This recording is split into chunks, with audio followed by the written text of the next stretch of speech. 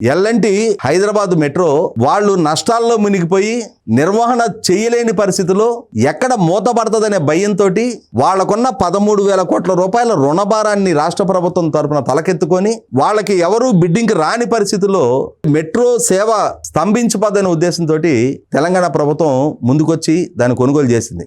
ఆ నిర్ణయం తీసుకున్నందుకు ప్రభుత్వాన్ని తప్పనిసరిగా అభినందించే తీరాలి. పబ్లిక్ ట్రాన్స్పోర్ట్ సిస్టాన్ని కాపాడాలి అని చెప్పని, ప్రజలకున్న ఒక సౌకర్యాన్ని నిలబెట్టాలి అని చెప్పని రేవంత్ రెడ్డి గారు తీసుకున్న నిర్ణయాన్ని స్వాగతించే తీరదాం. అలా అని చెప్పని రేవంత్ రెడ్డి గారు మాత్రమే ఘనకార్యం చేసినట్టు, ఇక చంద్రబాబు నాయుడు గారు మాత్రం చాలా ప్రజాకంటక పాలన చేస్తున్నట్టుగా ఈ కొమ్మినేని శ్రీనివాస్ రాయటానికి సంకల్పిస్తున్నది చూస్తుంటేనే నేను ఇప్పుడు చెప్పిన స్టీల్ ప్లాంట్ అయినా, అక్కడ రాష్ట్రంలో జరుగుతున్న అభివృద్ధి ప్రణాళికలైనా, ఇవాళ దేశంలోని 27 రాష్ట్రాలు కలిపి 74.7% పెట్టుబడి ప్రతిపాదనలు దక్కించుకోగలిగితే ఒక్క ఆంధ్రప్రదేశ్ రాష్ట్రం 25.3% పెట్టుబడి ప్రతిపాదనలు దక్కించుకోగలిగింది. నిన్న ఒక్క రోజునే SIPB ద్వారా 2 లక్షల కోట్ల రూపాయల పెట్టుబడి ప్రతిపాదనలకి ప్రభుత్వం క్లియర్ చేసింది. మరి వీటి గురించి చంద్రబాబు నాయుడు గారికి క్రెడిబిలిటీ ఆపాదిస్తూ ఆయన పాలన బ్రహ్మాండం బజ్గోవిందం, రాష్ట్ర యువతకి ఇచ్చిన 20 లక్షల ఉద్యోగ కల్పన వాగ్దానాన్ని నెరవేర్చుకునే దిశగా చంద్రబాబు పాలన జరుగుతుంది అని చెప్పని ఒక్క అక్షరం, ఒక్క వాక్యం, ఒక్క కాలం రాసే ధైర్యం, తెగింపు, ఆ చొరవ లేని ఈ కొమ్మినేని లాంటి వాళ్ళ ఈ వ్యాఖ్యలు, విమర్శల్ని